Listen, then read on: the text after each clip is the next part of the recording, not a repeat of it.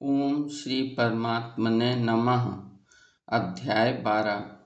इस अध्याय का आरंभ और अंत भगवान की भक्ति से हुआ है, इसलिए इस अध्याय का नाम भक्ति योग रखा गया है।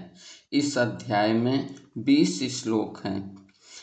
प्रथम श्लोक में अर्जुन भगवान से पूछते हैं कि जो व्यक्ति निरंतर आप में लगे रहकर सगुण साकार की उपासना करते हैं और जो अविनाशी निर्गुण निराकार की उपासना करते हैं, उन दोनों में उत्तम कौन है। तो 11वें अध्याय के 55वें श्लोक में भगवान कह चुके हैं कि अनन्य भक्ति के द्वारा साधक मुझे प्रत्यक्ष देख सकता है, तत्व से जान सकता है और मुझे प्राप्त कर सकता है, अर्थात मेरा अनुभव कर सकता है। इसी प्रसंग में 18वें अध्याय के 55वें श्लोक में भगवान ने निर्गुण निराकार उपासकों के लिए अपने को तत्व से जानने की बात कही है, अपने को प्राप्त करने की बात कही है, लेकिन दर्शन देने की बात नहीं कही है। इससे ये सिद्ध होता है कि सगुण साकार उपासकों को भगवान के दर्शन होते हैं। आगे भगवान कहते हैं कि मेरे में पूर्ण श्रद्धा रखने वाले साधक भक्तों का एकमात्र उद्देश्य भगवत प्राप्ति का होता है, इसलिए वो जब स्मरण ध्यान आदि करते समय अपना संबंध भगवान से रखता है, लेकिन व्यवहारिक क्रियाएं करते समय अपना संबंध संसार से मान लेता है। बस यहीं पर साधक भूल कर जाता है, जबकि उसे हर समय प्रत्येक कार्य करते हुए भी भगवान का ही ध्यान करना चाहिए, अर्थात भगवान में ही लगे रहना चाहिए। समय समय पर साधक के उद्देश्य में होने वाली भिन्नता जब तक बुद्धि में, धन प्राप्ति में, मान प्राप्ति में और कुटुंब पालन आदि में बनी रहती है, तब तक साधक का संबंध निरंतर भगवान के साथ नहीं रहता। अगर वो अपने जीवन का एकमात्र उद्देश्य भगवत प्राप्ति को ठीक ठीक पहचान ले, तो उसकी प्रत्येक क्रिया भगवत प्राप्ति का साधन ही बन जाती है।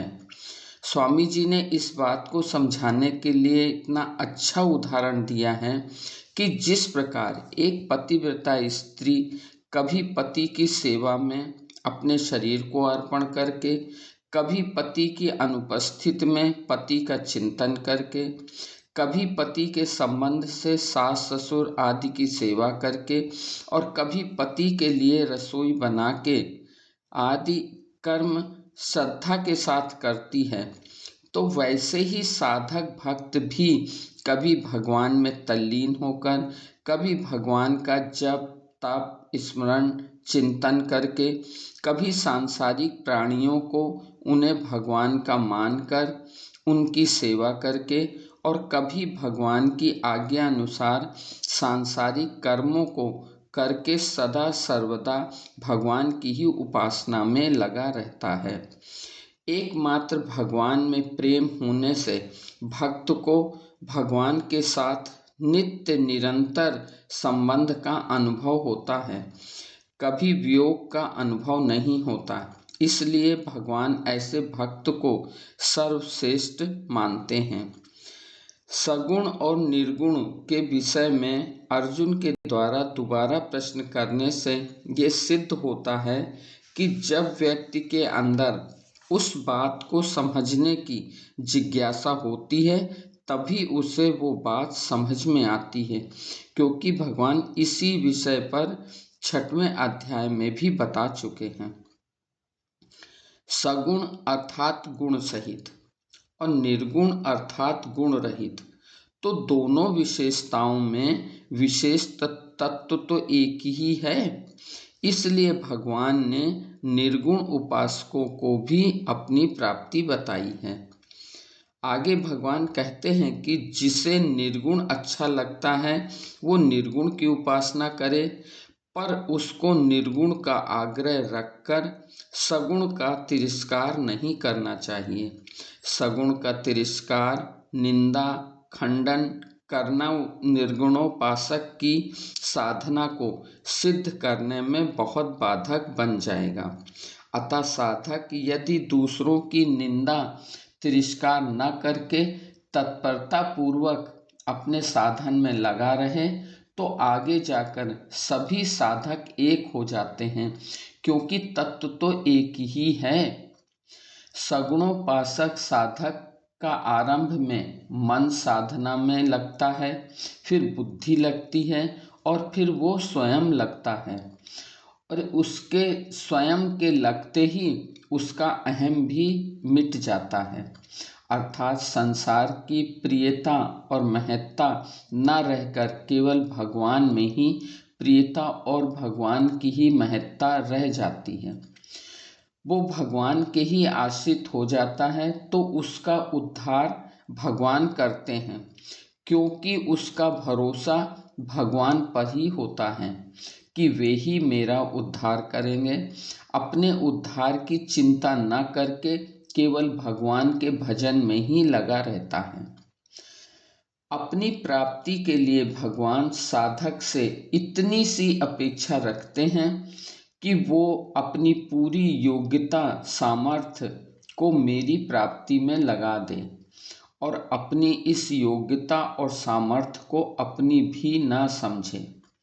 लेकिन कुछ मनुष्यों का भगवान पर तो उतना विश्वास नहीं है, पर भगवान के विधान में अर्थात देश, समाज, परिवार की सेवा करने में अधिक विश्वास है। उसके लिए भगवान सर्व कर्म फल त्याग रूप साधन बताते हैं।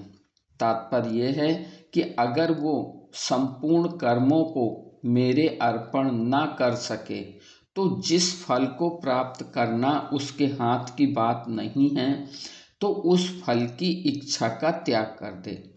फिर दूसरे अध्याय में भी आया है कि कर्मणे बाधिका रस्ते माँ फलेषु कदाचन, कि फल की इच्छा का त्याग करके कर्तव्य कर्म करने से उसका संसार से संबंध विच्छेद हो जाएगा। भगवान ने कर्म फल त्याग को श्रेष्ठ और तत्काल परम शांति देने वाला बताया है। पीछे बताते हुए समर्पण योग, अभ्यास योग एवं भगवान के लिए किए हुए कर्म से जिस तत्व की प्राप्ति होती है, ठीक उसी तत्व की प्राप्ति कर्म फल त्याग से भी होती है। कर्म योग में फलासक्ति का त्याग ही मुख्य है। स्वस्थता अस्वस्थता, धनवंता निर्धनता, मान अपमान, स्तुति निंदा आदि सभी अनुकूल प्रतिकूल परिस्थितियां कर्मों के फल रूप में ही आती हैं। इनके साथ राग द्वेष रहने से कभी परमात्मा की प्राप्ति नहीं हो सकती। अतः साधक का उद्देश्य कर्म फल की इच्छा के त्याग का रहना चाहिए। मुक्ति वस्तु के त्याग से नहीं होती बल्कि इच्छा के त्याग से होती है। गीता में कर्म योगी, ज्ञान योगी और भक्ति योगी के लक्षण बताए हैं। कर्मयोगी और ज्ञान योगी में समता तो होती है, परंतु भक्ति योगी में प्रारंभ से ही करुणा व मित्रता होती है। ज्ञान योगी पिता की तरह तथा भक्त माँ की तरह होता है। भक्त में माँ की तरह करुणा अधिक होती है, इसलिए अपना अनिष्ट करने वालों के प्रति भी भक्त के द्वारा मित्रता का व्यवहार ही होता है। और ये सब भी होता है कि अनिष्ट करने वाला हमारे पिछले पापों का फल भुगताकर हमें शुद्ध कर रहा है।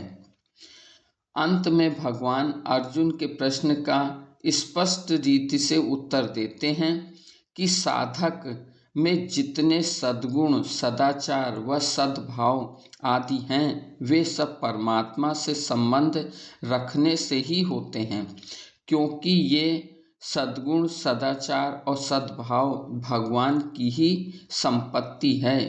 इसलिए साधक जितना भी भगवान के सम्मुख अथवा भगवत परायण होता जाएगा, उतने ही अंश में स्वतः सद्गुण, सदाचार, सद्भाव प्रकट होते जाएंगे।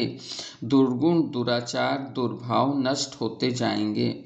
सिद्ध भक्त को तो भगवान अपने प्रत्यक्ष दर्शन देकर अपने को ऋण मुक्त मान लेते हैं, पर साधक भक्त को अभी तक अपने प्रत्यक्ष दर्शन न देने के कारण भगवान अपने को उनका ऋणी मानते हैं और इसलिए उनको अपना अत्यंत प्रिय भी कहते हैं।